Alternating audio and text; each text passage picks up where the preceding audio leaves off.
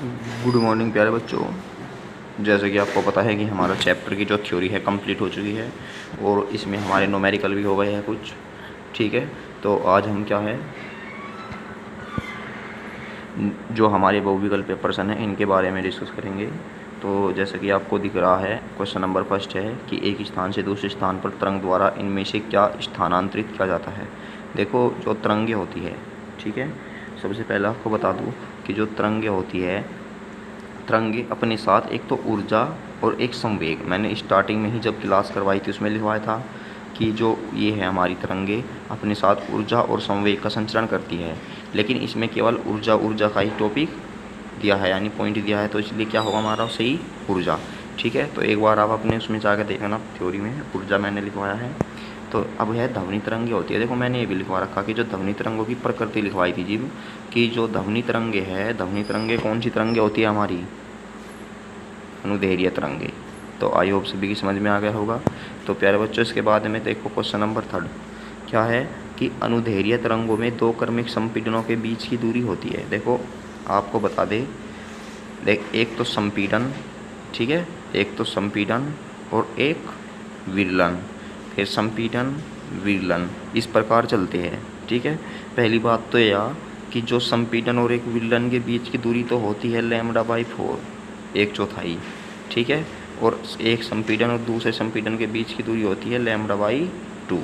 समझ में आ गई, क्योंकि हमेशा इन दो जो अवयव होते हैं हमारे λ/2 और λ/4 और λ/4 प्लस λ/4, तो टोटल कितनी हो जाएगी λ/2।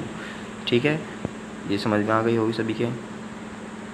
तो यहाँ से जो हमारा ऑप्शन होगा अनुदैर्घ्य तरंगों में दो क्रमिक संपीड़नों के बीच की दूरी का कौन सा हो जाएगा, λ/2। ठीक है, अब इसके बाद में देखो क्वेश्चन नंबर 4 क्या दिया हुआ है हमें। देखो क्वेश्चन नंबर 4 में कहा गया है कि अनुदैर्घ्य तरंगों में एक संपीड़न तथा एक विरलन के बीच की दूरी होती है। देखो एक संपीड़न और एक विरलन के बीच की दूरी मैंने अभी बताई कितनी होगी, λ/4, क्योंकि संपीड़न विरलन, तो कितनी हो जाएगी λ/4। अब जो हमारा तीसरा है क्वेश्चन नंबर 5 क्या है, गैसीय अवस्था में उत्पन्न तरंगे होती है। देखो मैंने गैसीय अवस्था में उत्पन्न तरंगे भी बताई थी जब थ्योरी कंप्लीट कराई थी। क्या थी कि जो एक तो हमारी तरंग होती है अनुप्रस्थ तरंगे और एक होती है हमारी अनुदैर्घ्य तरंगे, अनुप्रस्थ और अनुदैर्घ्य। ठीक है, अब हमें पता है कि जो अनुप्रस्थ तरंगे है ये केवल क्या है, सतहों पर ही चलती है।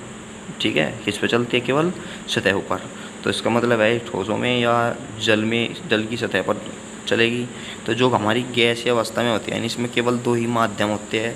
लेकिन जो हमारी गैसीय अवस्था होती है, ये गैसीय अवस्था किस में उत्पन्न होती है, ये ठोस द्रव गैस कुछ भी हो, तीनों में उत्पन्न होती है। मैंने पॉइंट भी लिखवाया था। ठीक है, तो इनमें से दोनों में से कौन सा ऑप्शन सही होगा, हमारा अनुदैर्घ्य तरंग होगा। ठीक है, लिखवाया था मैंने, थ्योरी में कंप्लीट करा रखा सब। अब ये बताओ क्वेश्चन नंबर जो 6 है, इसमें कहा गया है कि कंपन प्रति सेकंड की संख्या कहलाती है। देखो कंपन प्रति सेकंड की जो संख्या कहलाती है सभी को पता है।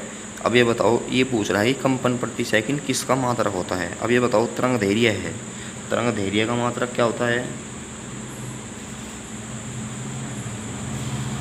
सिंपल सी बात है, मीटर होता है। अब आवर्ती है, आवर्ती का मात्रक क्या होता है, हर्ट्ज, साइकिल प्रति सेकंड या कंपन प्रति सेकंड। मैंने लिखवाया था साइकिल प्रति सेकंड, साइकिल का मतलब ही क्या है, कंपन।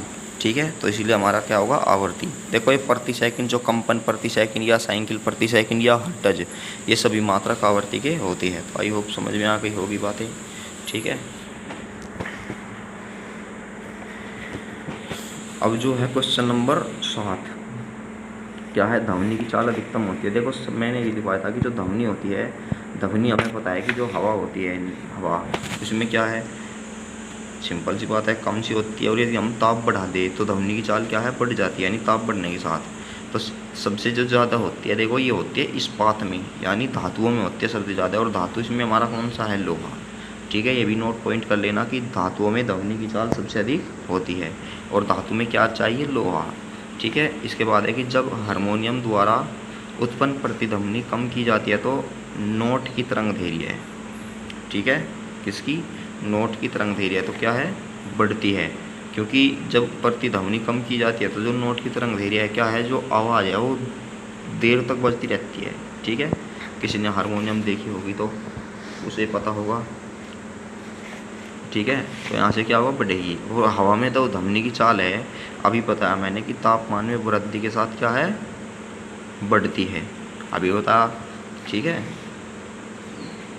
अब ये बताओ, चमगादड़ अपना शिकार पकड़ने के लिए, और चमगादड़ देखो, जो चमगादड़ होती है वे सबसे पहले क्या है, अपना शिकार पकड़ने के लिए पराश्रव्य तरंगे छोड़ती है। क्या करती है, पराश्रव्य तरंगे। और जब ये पराश्रव्य तरंगे छोड़ती है, देखो यहाँ से, मतलब इस प्रकार एक वक्राकार पराश्रव्य तरंगों का समूह छोड़ती है। और जब भी क्या है, कोई कीट या पतंगा इन तरंगों से टकराता है, तो टकराने के बाद क्या है, तरंगे वापस उसके पास जब लौटती है तो उसे पता लग जाता है कि शिकार इधर है। ठीक है, अब इसके बाद में कि सोनार में हम उपयोग करते हैं। देखो सोनार जो होता है, सोनार का काम क्या है कि जो हमारी यानी जो समुंदर है, समुंदर के अंदर जो खोई हुई चीज़ें हैं उसका पता लगाने में क्या है, सोनार का प्रयोग किया जाता है। यानी ये क्या है, पानी मकड़ी देख देता है, इससे भी क्या है, पराश्रव्य तरंगे निकलती है। और पराश्रव्य तरंगे निकलकर जब पानी को पार करके वस्तु से टकराती है तो पता लग जाता है कि यहाँ पे कोई वस्तु है। ठीक है, तो सोनार में हम किसका प्रयोग करते हैं, पराश्रव्य तरंगे। इसमें भी ये लगाओ, पराश्रव्य तरंगे। तो आई होप समझ में आ गई होगी। अब इसके बाद में क्या है, हमारा मानव कान की जो आवृत्ति होती है, मैंने लिखवाया था कि 20 हर्ट्ज से 20 किलो हर्ट्ज लिखवाई थी, जब मैंने बोला था कि ये लिख लेना सर्व्य तरंगे। ठीक है, सर्व्य तरंगे ही क्या है, जो मानव सुन सकता है। 13वां है असर्व्य तरंगे, किसके द्वारा उत्पन्न की जाती है। देखो जो असर्व्य तरंग है जिसे हम नहीं सुन सकते, भूकंप द्वारा, क्योंकि सभी को पता है कि जब भूकंप आता है क्या है, सुनाई देते हैं कुछ ध्वनि, कुछ भी नहीं सुनाई देती। ठीक है, तो किसके द्वारा सुनाई देती है, भूकंप द्वारा। अब इसके बाद में क्या है कि असर्व्य तरंगों को सुन सकते हैं। देखो ये पॉइंट भी आया था कि जो असर्व्य तरंग है केवल गैंडे सुन सकते हैं। ठीक है, पता लग गया सभी को। तो यहाँ पे हम क्या होगा हमारा, मैंने भी लिखवा रखा है। अभी देखो यहाँ से 20 किलो हर्ट्ज के ऊपर ध्वनि तरंगे कहलाती है। देखो 20 किलो हर्ट्ज से ऊपर जो ध्वनि तरंगे कहलाती है, ठीक है, वो क्या कहलाती है, हमारे पराश्रव्य तरंगे। देखो 20 किलो हर्ट्ज का मतलब है यहाँ पे 20,000 हर्ट्ज, और 20,000 हर्ट्ज। अब हमें पता है कि देखो 20 हर्ट्ज से नीचे वाली तो क्या होती है, असर्व्य तरंगे, और 20 से 20,000 हर्ट्ज तक क्या होती है, पराश्रव्य तरंगे, और 20,000 से ऊपर वाली होती है हमारी पराश्रव्य, और श्रव्य तरंगे होती है 20 से 20,000 हर्ट्ज तक। ठीक है, तो पता लग गया सभी को। तो क्या होगी, 20 किलो हर्ट्ज के ऊपर, 20 किलो हर्ट्ज का मतलब है 20,000 हर्ट्ज के ऊपर ध्वनि तरंगे होती है पराश्रव्य तरंगे। अब इसके बाद है पराश्रव्य तरंगों की भेदन क्षमता अधिक होती है। अब देखो सबसे पहले कि जो पराश्रव्य तरंगे होती है इनकी जो आवृत्ति होती है बहुत अधिक होती है, तो इसी के कारण इनकी भेदन क्षमता भी बहुत अधिक होती है। तो कहाँ है इसमें बहुत अधिक आवृत्ति, ये वाला क्या है, ऑप्शन ए। तो 20 डिग्री सेल्सियस पर किसी व्यक्ति की परावर्तक सतह से प्रतिध्वनि सुनने के लिए न्यूनतम दूरी है। ठीक है, चलो इसमें जो न्यूमेरिकल टाइप है लगा लेना 17.2। तो गर्मी के समय में एक प्रतिध्वनि सुन सकते हैं। अब ये बताओ गर्मी के समय में जो प्रतिध्वनि है वो सुन सकते हैं। अब ये बताओ, सबसे पहले मैंने बताया था कि ताप बढ़ने पर क्या है, ताप बढ़ने पर ध्वनि की जो गति है वो बढ़ती है। अब जब हम, ठीक है, और सिंपल सी बात है, जो जड्डा होता है यानी सर्दी में क्या है, ताप कम रहता है। अब तुम ही बताओ कि गर्मी में तो ताप ज़्यादा रहता है और सर्दी में ताप कम, तो इसका मतलब है कि जब हम ध्वनि निकालते हैं गर्मी में, तो उसमें ताप होने के कारण क्या है, प्रतिध्वनि बहुत तेज़ी से आएगी। तो सिंपल सी बात है क्या होगी, गर्मी के समय में प्रतिध्वनि सुन सकते हैं हम, सर्दी से जल्दी। तो आई होप सभी को समझ में आ गया होगा। देखो प्यारे बच्चे, यहाँ से इसका स्क्रीनशॉट ले लेना या साथ के साथ कर लेना। ठीक है, और जितने भी ऑब्जेक्टिव तुम्हें कराए फेयर में नोट करने हैं। कोई भी नहीं पूछेगा कि सर फेयर में करने हैं या किस में करने हैं। ठीक है, और हमारा ये कंप्लीट होगा चैप्टर। देखो कल से हम जो फर्स्ट चैप्टर है, जिस बच्चे का फर्स्ट चैप्टर छूटा हुआ है उसको समझाएंगे हम, और कुछ नए न्यूमेरिकल भी कराएंगे चैप्टर में।